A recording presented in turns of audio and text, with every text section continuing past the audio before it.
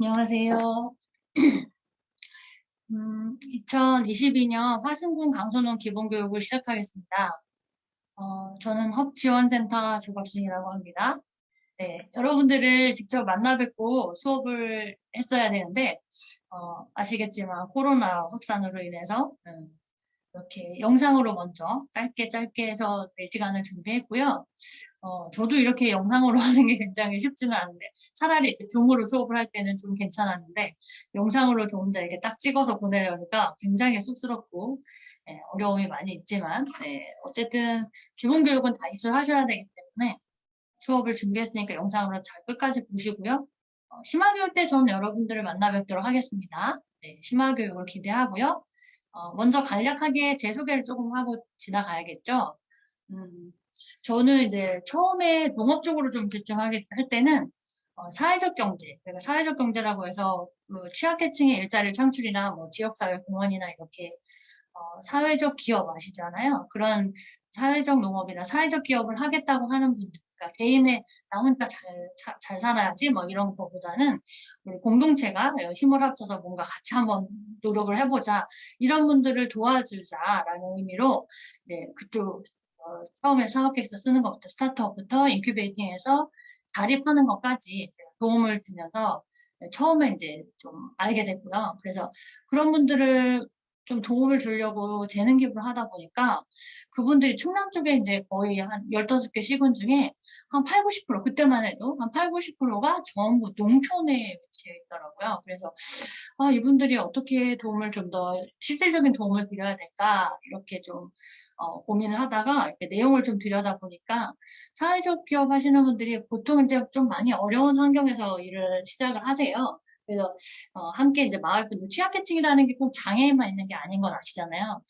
농촌 지역에서 70세 이상의 어르신들하고 같이 일자리 뭔가를 사업을 해도 그것도 이제 취약계층에 해당되기 때문에 그 사회적 경제를 할 수 있고 그다음에 다문화 가정들 뭐 이런 분들이 또 어떤 농업에서 농촌에서 아니 뭐 사회적 기업을 뭐 해보겠다 그런 분들은 또 그러니까 사회적인 어떤 미션을 좀 도달하고 싶다 이런 분들은 또 사회적 기업에 하고 싶어 하시는 분들이 많이 있어서 그래서 그런 분들이 이제 어떻게 도와드리면 될까 이렇게 조금 하다 보니까 보통 재능 뭐죠 이렇게 지원을 받을 때는 좀 기업이 제대로 될 것 같다가도 지원이 끊기면 금방 이제 거의 뭐 유명무실이 되거나 개인 사업이 되거나 이렇게 변하더라고요.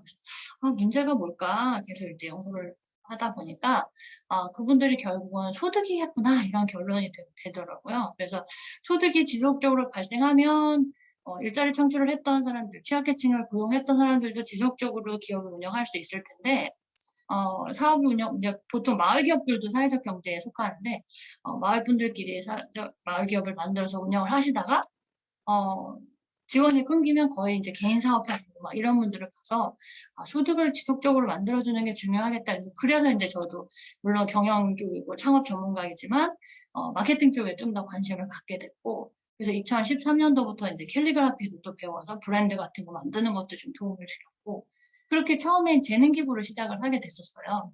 그러다가 이걸 왜 자비를 들여서 도움을만 주냐 좀 법인 하나 만들어서 그 재능 기부 같이 하시는 분들끼리 이제 법인을 만들어서 운영을 해보자 이렇게 해서 시작된 게 오늘날 이제 헙지원센터가 됐고요.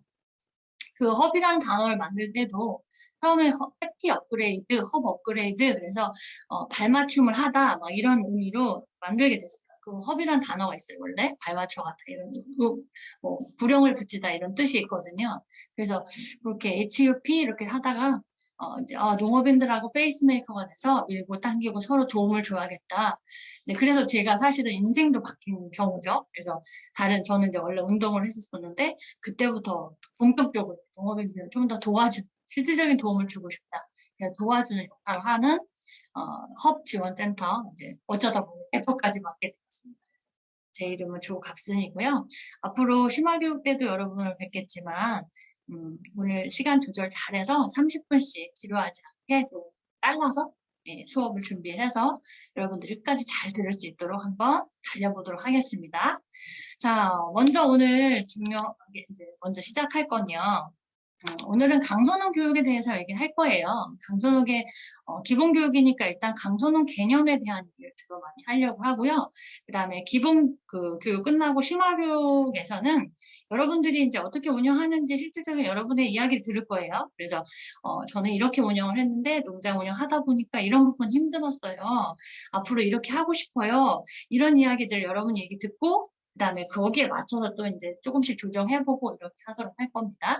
그래서 오늘은 강선홍 기본 개념을 이해하는 거니까 제가 좀 많이 좀 스킵을 할 거예요. 왜냐하면 제가 보통 수업은 4시간씩 진행을 했었어요. 쉬는 시간 갖고. 근데 오늘은 30분씩 잘라서 이렇게 수업을 하려다 보니까 아마 많이 스킵이 되는 부분들은 제가 자료를 다 나눠드렸으니까 더 자세한 건 한 번씩 살펴보시고 자료 보시다가 이해 안 되시는 부분이 있으면 저희 심화교육 때 다시 한번 물어보시면 제가 더 자세하게 설명을 드릴 수 있을 것 같습니다. 그래서 일단 강선원 교육은 경영교육이다. 이건 다 알고 계시죠? 그래서 여러분이 경영하는 거예요. 우리 학교에서 학생들한테 제가 경영을 가르친다면 뭐 재무관리, 노무관리, 또 뭐가 있을까요? 뭐 정보 시스템 뭐 이런 게 있겠죠.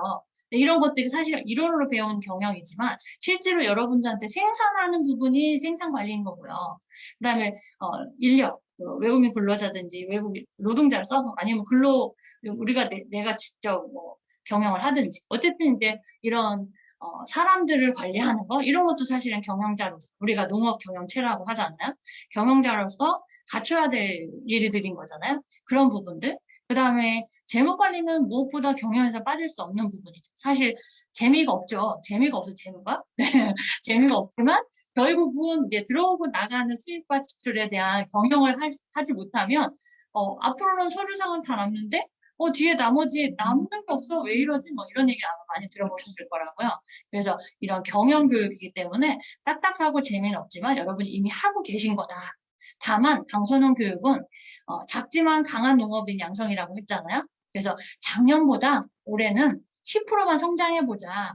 그걸 만들기 위한 전략이 무엇인지 찾아보는 거. 여러분과 같이 전략을 짜서 올해는 이거는 꼭 할 거야. 이거는 꼭 세워볼 거예요. 이건 할 거예요. 라고 해서 그 계획을 세우는 거. 이렇게만 함축해서 생각하시면 됩니다. 아마 여기서도 강선원 교육을 처음 받는 분은 많지 않을 것 같아요. 제 생각으로는. 이미 이제 강선원 교육 오래되기도 했고, 오래된 만큼 여러분들이 많은 수업을 받으시면서 몇 년 차에 거듭 성공을 하셨을 거라고 생각이 들거든요. 저도 강선원 교육 2011년도부터 계속 하면서 처음에는 정말 자기 농장 소개하면서 눈물을 흘렸던 분들이 지금은 뭐 인스타그램 보면 정말 너무너무 성장해서 잘하고 계시는 분들이 많이 만나거든요. 지금 여러분들이 많이 부족하고 작다고 생각하시면 그 안에서 효율적인 걸 잘 찾아서 전략을 짜시면 분명 강선홍에서도 성공한 여러분이 생각하시는 그 목표까지 달성할 수 있는 그런 농업인들이 되실 수 있다고 저는 생각이 듭니다.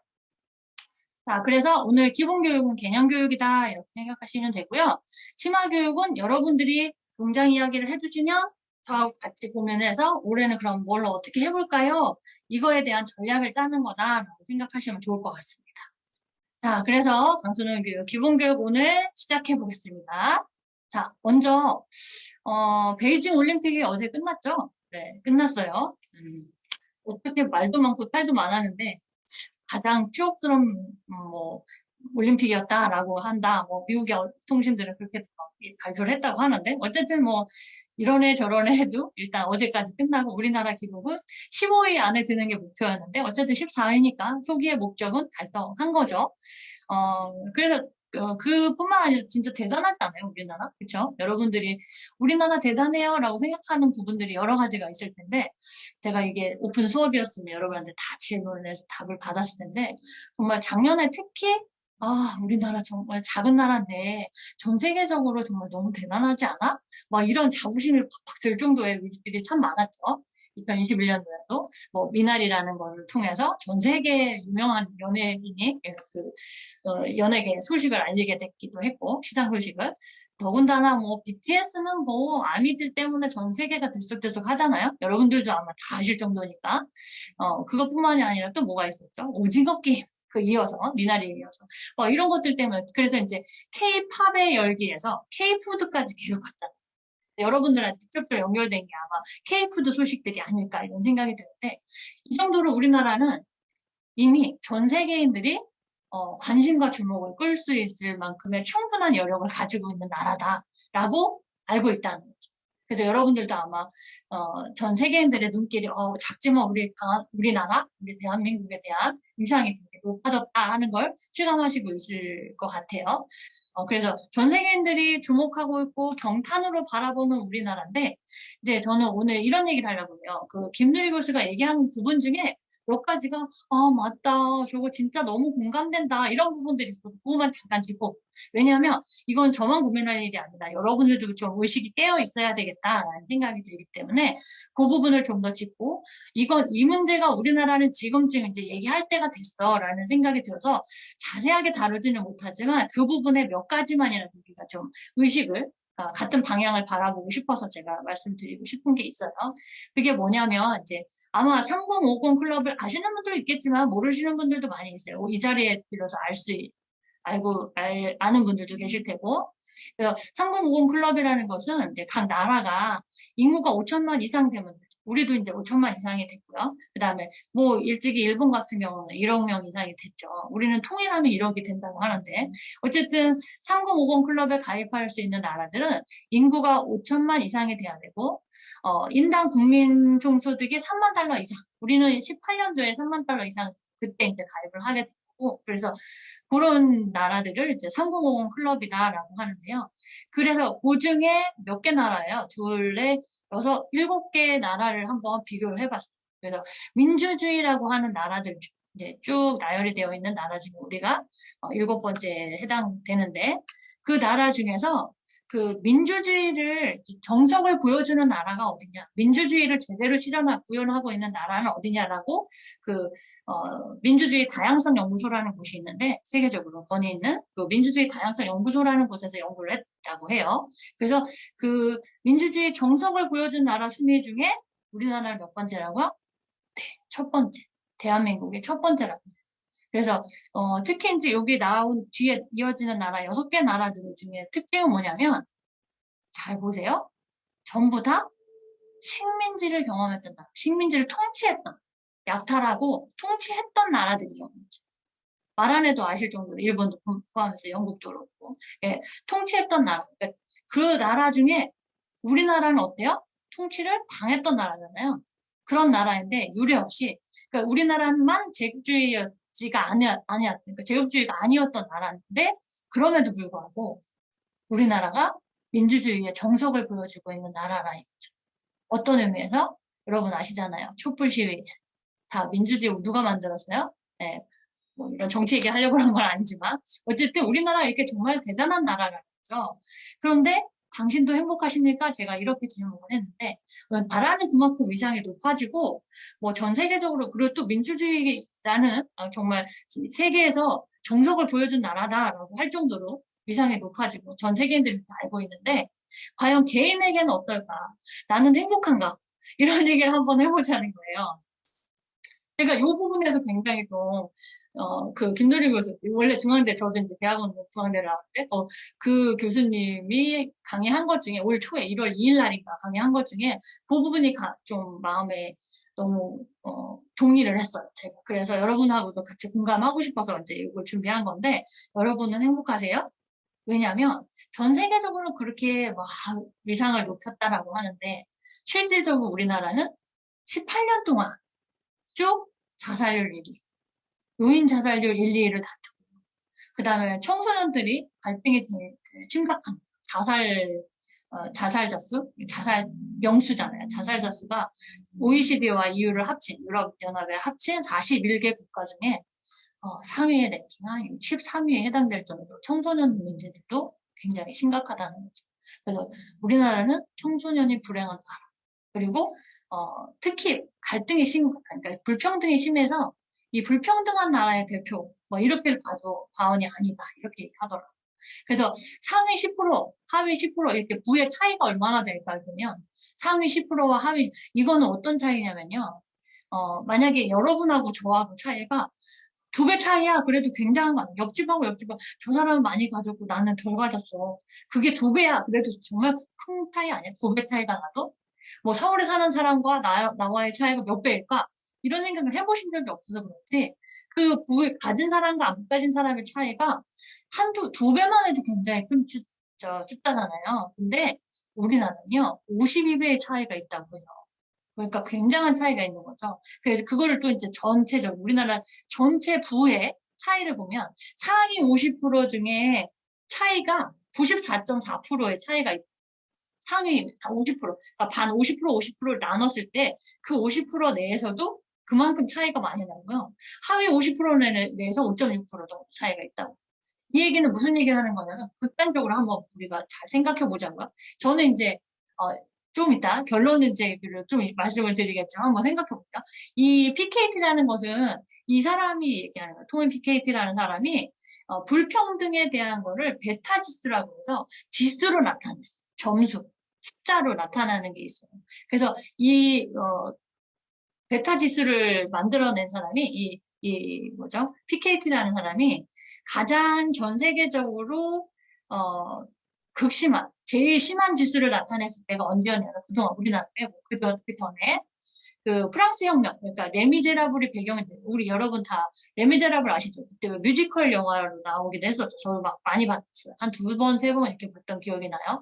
굉장히 인상 깊었고, 심지어 이제 그걸 패러디한 영상들도 유튜브에서 많이 만들어지고 재밌었거든요.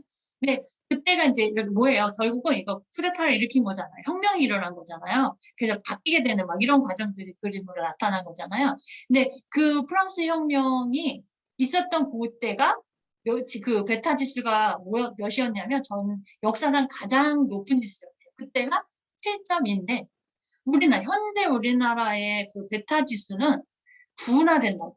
그러니까 그때 전 세계적으로 가장 불평등했다라고 했던 게 7.2 그 고당지였는데 지금 우리나라의 불평등하다는 지수가 9니까 역대상 가장 높은 그런 지수를 나타내게 된 거죠. 그래서 이런 이 불평등한 사회인데 우리나라는 그런 것들을 이제 고민을 많이 안 하는 거예요. 그러니까 이런 부에서도 차이가 많이 있지만 우리나라는 거의 그거를 이제 구조적인 사회적인 문제라고 생각하지 않고 개인적인 문제라고 생각한다는 거죠. 그래서 하나 예를 들어 입소스라는 리서치 기관이 있대요. 그러니까 그래서 우리 사회에 갈등을 조사를 했어요. 갈등을 10개 항목 중에 몇 개가 각 나라에 해당이 되는지 이런 것들을 좀 조사를 했다고 해요. 그래서 그 조사한 항목들이 뭐가 있냐면 제가 한번 여기 말씀을 드려볼게요. 빈부 갈등. 그러니까 10개 항목 중에 우리나라가 그 분야의 각각의 분야 중에 7개, 10개 중에 7개 분야의 1등을 차지했어요. 1등을 차지한 갈등. 이게 좋은 건 아닌데 어쨌든 1등이 7개나 된다는 거죠. 그게 뭐였냐면 빈부 차이. 가장 많은 게 일단 빈부의 차이. 그러니까 부의 차이고 부익부, 빈익분에 대한 그런 빈부 차이. 그 다음에 이념의 그 다음에 뭐 정당 간의 갈등 이런 것도 포함되고 그다음에 종교 갈등 그 다음에 남녀에 대한 성별 갈등 또 세대 간의 갈등 그다음 맨 마지막에 갈등이 어떤 거냐면 여러분 학력 갈등 공감하시죠? 저는 이 얘기를 들을 때 진짜 맞다 막 이런 너무 공감을 해서 제가 여러분들하고 공유하고 싶어서 준비를 한 거예요. 특히 이제 우리는 학력 갈등에서 뭐 우리가 아는 스카이, 뭐 서울대를 나왔어. 그래서 공부를 열심히 해서 병원을 차렸고 뭐 성공한 사람이 됐어. 그러면 우리는 뭐라고 하냐면 그래 열심히 살아서 그렇게 했다. 그걸 인정한다는 거죠. 근데 그 반대로 자녀들이 뭘 하고 싶어. 근데 그걸 도와주고 싶은데 부모가 능력이 안 돼. 그러면 이 사회 구조에 대한 문제라고 바라보지 않고 내가 못나서 내가 못나서 자식을 못 가르쳐. 아니면 내가 못나서 그 시험에 합격을 못해. 내가 못났으니까 내가 공부를 덜 했으니까 취직이 안 됐어. 이렇게 본다는 거예요. 근데 실은 그건 사회적인 구조에 대한 문제일 수 있다. 그래서 이거 내 탓이오, 내 탓. 저도 이제 크리스찬이니까 내 탓을 하다 보니까 자살률도 높아지고 막 이런 연관성을 가지게 되더라고요. 그래서 우리가 이런 부분에서 올해 2022년도에는 꼭 변화해봐라. 우리가 좀 의식을 가지고 변화해야 될 것들을 이제 그 김누리 교수가 얘기를 한 것 중에 특히 교육혁명. 학생들의 교육에 대해서 편안하게 공부할 수 있게 이런 부분들이 좀 변해야 되지 않을까 이런 생각이 들어서 같이 공유하고 싶었던 얘기 중에 하나고요. 그래서 실제로 그런 일이 있었대요. 고등학생 시절, 그러니까 여러분들의 고등학교 시절은 어땠나요? 물어보고 싶어요. 우리나라 학생들, 그 졸업한 학생들한테 당신의 고등학교 시절은 어땠는지 한번 추억해 보세요. 기억해 보세요. 그래서 이제 1, 2, 3번에 예제를 준 거예요. 그래서 전 세계 청소년들 이상의 사회인들을 대상으로 조사를 했대요. 그래서 1번, 함께하는 광장이었다. 그 다음에 거래하는 시장 같았다. 또는 사활을 건 전쟁이었다. 과연 우리나라 학생들은 고등학교 시절을 어떻게, 학생들이 아니라 사회인들은, 우리나라 사람들은 어떻게 기억을 하고 있을까요? 여러분 생각은 어떠세요? 여러분이 말씀하신 대로 우리나라의 고교 시절은요, 전쟁터였다라고 느낀 사람들이 81%였다. 정말 동감하지 않아요? 저도 역시 그랬고, 내 옆에 있는 친구들이 친한 친구이지만 경쟁자였던 것 같아요. 그런 부분들이, 정말 학생들을 어떻게 하면 이런 전쟁이었다는 느낌을 없앨 수 있을까? 이런 생각을 올해부터 저도 조심스럽게 하게 되고요. 그 중에 이제 중국은 41%, 미국과 일본은 비교적 14% 이렇게 전쟁이었다라고 느낀 나라들은 이랬다고 하죠. 근데 우리나라 학생들은 특히 이제 많은 좀 스카이 뭐 서울에 몰려있는 학교들 이런 학교로 가기 위해서 정말 공부를 열심히 하잖아요. 그래서 열심히 해서 잘한 사람들은 자기의 특권을 누리려고 많이 노력을 하잖아요. 그렇죠? 그래서 그런 부분에서 좀 우리가 학교 교육의 시스템을 어떻게 바꿔야 될까 이런 생각이 드는데 특히 누구였죠? 그 독일의 유학생 다니엘이었나요? 네, 다니엘한테 이런 거 테스트할 때 그 김누리 교수가 한번 물어봤다고 해요.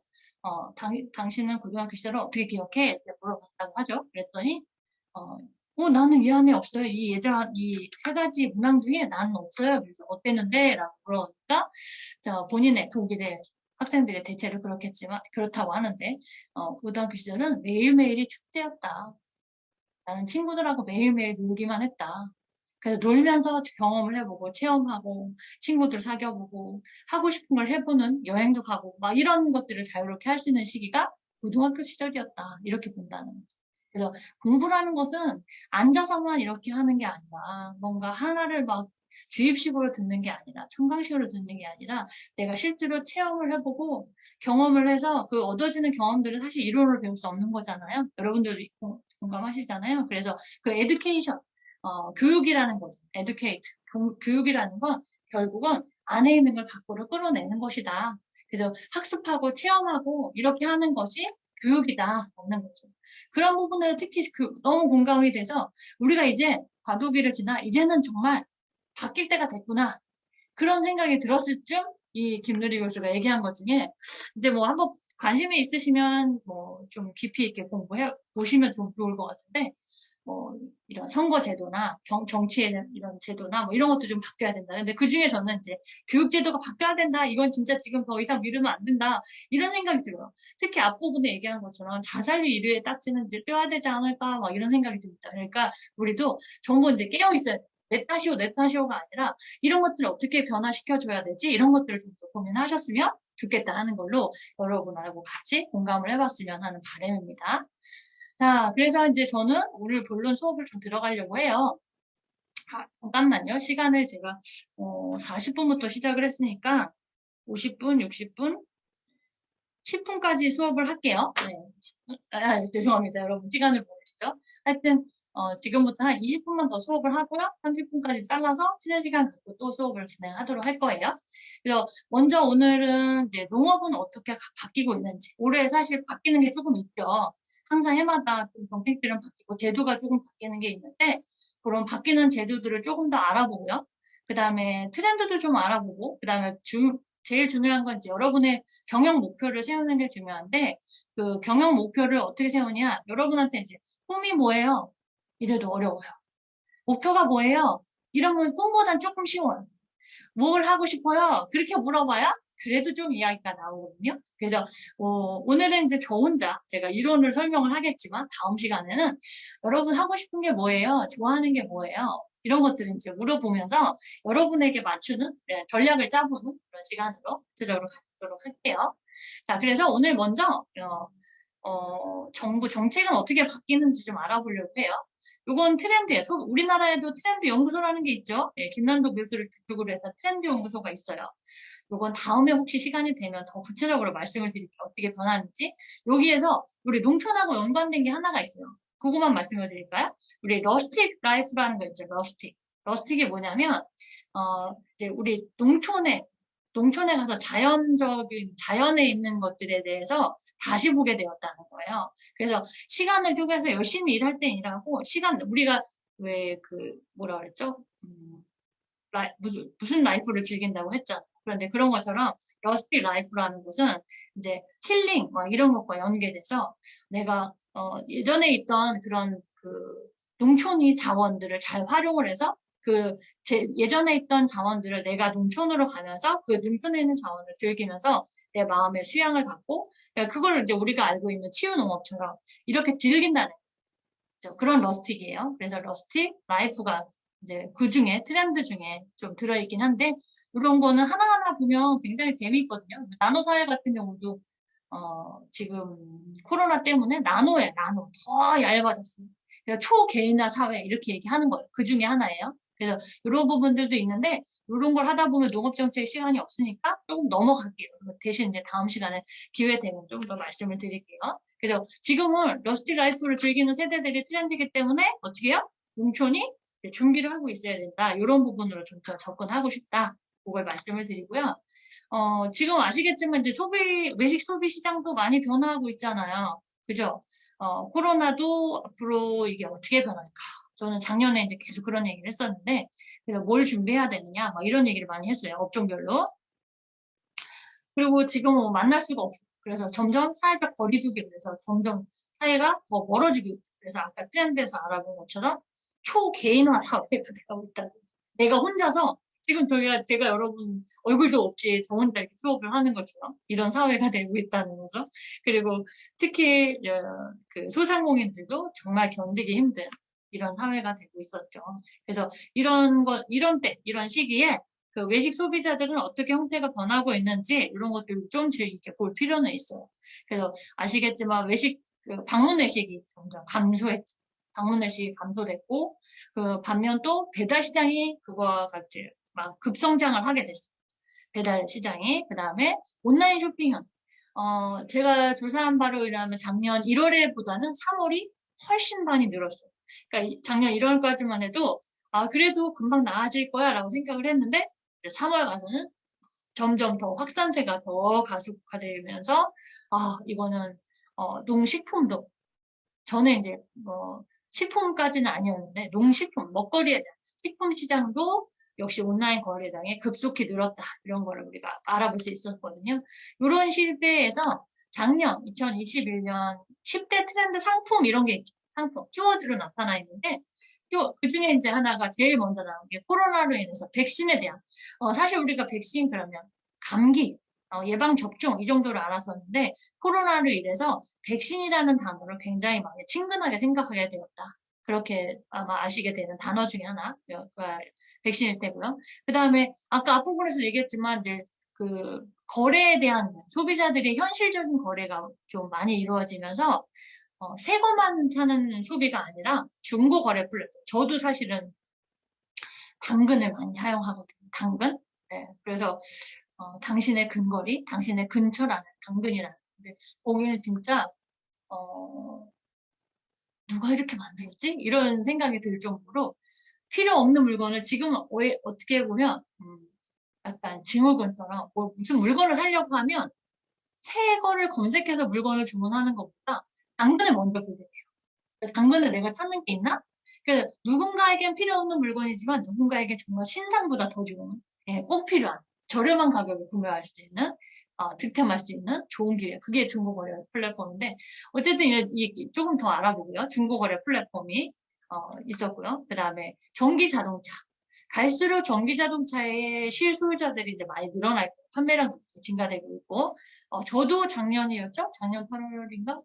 재작년 2020년 8월인가 제가 전기차를 바꿨어요. 왜냐하면 환경을 생각해. 네. 장거리를 많이 다니기 때문에 좀 걱정은 됐지만 어쨌든 그래서 하이브리드를 바꾸긴 했는데 전기차예요. 전기 하이브리드라서 그렇게 바뀌게 되는데 어쨌든 전기 자동차에 대한 의식들이 많이 좀 바뀌었어요. 그래서 특히 친환경 소비 인식이 좀 더 많아졌고요. 소비자 인식들이. 그 다음에 규제를 좀 더 완화했죠. 그 다음에 경제적으로 이제 지원을 하면서 많이 전기차를 구매를 할 수 있도록 좀 가속력을 좀 더 붙였고요. 그 다음에 올해부터는 주차장에 전기 충전기가 있는 곳은 이제 의무화가 되겠죠. 그러니까 그런 부분들 때문에 일단 전기 자동차 이런 것들이 많이 트렌드 상품으로 되어 있고 아마 남녀노소 모르는 사람이 없을 정도로 공모주 청약이라는 것도 들어보셨죠? 네, 공모주 청약 이제 어디에서 공모주를 이제 한다 그러면 은행에 줄을 서서 공모주를 청약을 할 정도로 애기 이름으로도 살 정도니까 뭐 모르는 사람이 없을 정도로 공모주 청약. 그 다음에 또 하나는 K푸드 열풍. 네, 그래서 요즘 밀키트 식품으로 많이 나오고 있죠. 그게 왜 한동안 저조했지? 이상하다. 이게 잘 될 텐데라고 생각했는데 뒤늦게 이제 요즘은 아주 많이 인기가 되고 있어서 여러분 주변에는 혹시 그런 밀키트 식품점이 생겼나 모르겠어요. 네, 화순에도 네, 저희도 동네에 밀키트 대리점이 생겼는데 밀키트점이 생겼는데 거기에다 키오스크예요. 주인이 없어요. 무인이에요. 그래서 자판기에 돈을 넣고 카드를 결제하면 그 물건을 가져갈 수 있는데 전부 이제 대체적으로 김치찌개, 부대찌개, 뭐 오징어 볶음 막 이런 것들이 다 밀키트로 들어가 있어요. 그런데 인기 있는 상품은 빨리 품절돼서 아예 사질 못해요. 그 정도로 인기가 좋더라고요. 그래서 그건 이제 지역적으로 좀 특색이 있긴 하지만 어쨌든 그런 먹거리를 시작으로 전 세계인들이 먹거리 문화 콘텐츠를 더 만들어 나갈 정도로 우리나라 K푸드 명물풍이 좀 성장하고 있다. 이런 걸 알고 계실 테고요. 그 다음에 아마 우리는 공감하지 않을 수도 있는데 젊은이들 사이에서 많이 이 역주행 콘텐츠 뭐냐면 이런 거죠. 여러분들은 어떤 프로그램을 많이 보셨는지 모르겠어요. 예전에 왜 시트콤 했었던 그런 것들이 이제 다시 옛날 거를 찾아보는 거예요. 젊은이들이. 특히 이제 MZ 세대들이 좀 그렇겠지만, 또 무한도전 같은 거기에 이어서 나오는 것들, 이런 콘텐츠들이 새로 만들어지는 게 아니라 있던 것들을 다시 찾아보면서 그걸 또 달리 표현을 하기도 하고, 뭐 이런 것들을 좀 얘기하는 거예요. 그래서, 콘텐츠 본질은 과거에 그대로 있지만, 소비자들의 방식이 바뀌어서 현재로 좀 바뀌어지는 이런 것들을 역주행한다라고 하는 거예요. 네, 역주행 컨텐츠. 이런 것들이 10대 트렌드였고요. 그 다음에 가전인데 디자인 가전이죠. 그래서 어떻게 된다고요? 온 디맨드에서 소비자 맞춤형으로 이렇게 바뀌고 있잖아요. 소비자가 왼손잡이야, 오른손잡이 뭐 심지어 거부터 내 가구색이 핑크인데 핑크색에 맞춰줘요. 내가 원하는 색으로 맞춰줘요. 막 이런 거. 그거까지. 그 다음에 뭐 세탁기 위에 건조기 넣고 아니면 바꾸고 뭐 이런 거. 그것까지 다 디자인돼요. 생활의 패턴 디자인. 예전에 가전은 어땠어요?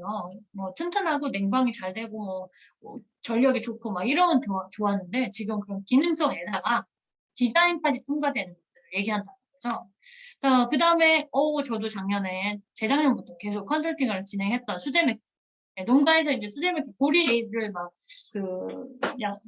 재배도 하시면서 이제 수제 맥주에 대한 관심도가 많아지면서 도시 소비자들이 이제 혼술 문화에 합쳐서 수제 맥주를 선택을 해서 많이 좀 이제 다양화되고 선택을 많이 매출도 많이 올라가고 있는데 그래서 규제도 좀 더 이제 합리적으로 바뀌었다는 작년부터 바뀐 거거든요. 그래서 대기업에서도 수제 맥주 시장에 뛰어들 정도로 수제 맥주에 대한 열풍이 또 많이 불고 있고 농가에서는 이제 수제 맥주를 만드는 그런 분들이 많이 늘어났어요. 청년들 특히.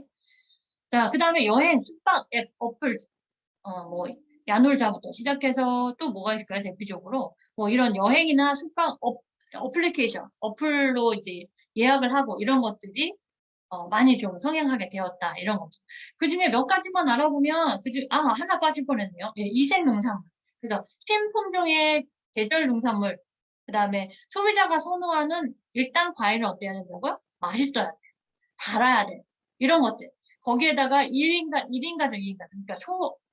그러니까 독거 가족들. 그러니까 1인 가구, 2인 가구. 뭐 그런 가구들을 대상으로 소포장이 되어 있잖아요. 그리고 인터넷으로 주문 판매들이 있고, 이런 것들이 이제, 키워드였던 10대 농산물 상품 키워드에, 10가지 키워드가 이렇게 나와 있는데, 중고나라 같은 경우는, 중고나라라고 해서 꼭 그게 한 가지만이 아니에요. 당근뿐만이 아니라 중고 판매하는 여러 가지 채널들, 중고 판매 매출이 전체 신세계 매출이 굉장히 높은 거잖아요.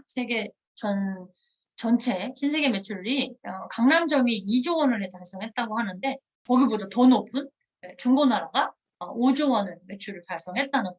그만큼 중고를 단순하게 쓰던 것이 아니라 어떤 사람에게는 필요 없는 거지만 누구에게는 아주 고급형, 그러니까 그 소비자의 니즈에 딱 맞추는 신상 부럽지 않는 제품이 될 수 있다는 거. 저는 너무나 공감하고요. 너무 잘 쓰고 있어요. 진짜 이거 없었으면 어쩔 뻔했나 이런 생각이 들 정도로 제가 어느 날 모니터가 나가는데 그 모니터를 제가 만약에 다른 때 같으면 LG든 삼성이든 대리점에 가서 보고 주문하고 며칠 만에 와서 설치해주고 막 이랬을 텐데 밖에 있는 영상 수업을 해야 되는데 모니터가 나갔으니까 저 뭐죠? 이거 저는 당근을 많이 씁니다. 예, 당근 마켓에 딱 검색하니까 바로 당일날 가서 가지고 왔어요. 우리 근처니까. 그래서 간단하게 뭐 몇십만 원 드려야 될 걸 아주 1, 20만 원에 딱 해결을 했던 그런 작년의 경험도 있고요. 또 10,000원짜리 브랜드 있는 기타를 선물을 했어요. 그 정도로 저는 이제 중고가 없으면 안 되겠다는 생각이 들 정도로 아주 유용한 어플이 저는 중고가 아닐까 이런 생각이 듭니다. 그 다음에 Yes I can, No I can 이게 무슨 뜻이에요?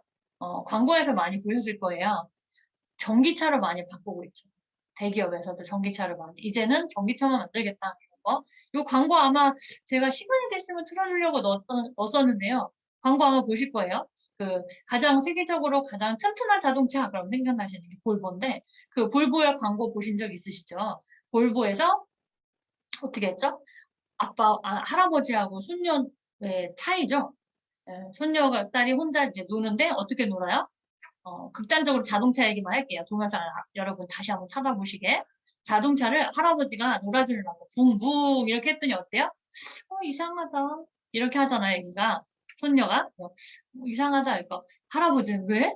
자동차가 붕붕 이렇게 가는데 왜 이상하지? 자동차 소리 없이 가죠. 어떻게? 전기차니까. 아마 이렇게 얘기 들으시면 호기심 때문에 한번 볼보 광고를 한번 찾아보실 수 있어요. 자, 그 다음에 공모주 청약 같은 거, 여기 말씀드린 것처럼 뭐 젖먹이 아기도 다 안다는 공모주 청약. 네, 알고 계시죠? 그 다음에 그 옆에는, 가전도 이제 디자인 시대다. 그래서, 여기 나와 있는 디자인 외에도요, 엄청 많은 디자인들이 있죠. 우리 가구에 맞춰서 여러분이 선택만 하면, 실제로 시간만 주면 여러분 가구에 딱 맞춰서 들어가는 가구들이, 가전들이 이렇게 많다는 거죠. 그래서 지금 이제 가전은 디자인 시대다. 이렇게 말할 정도로.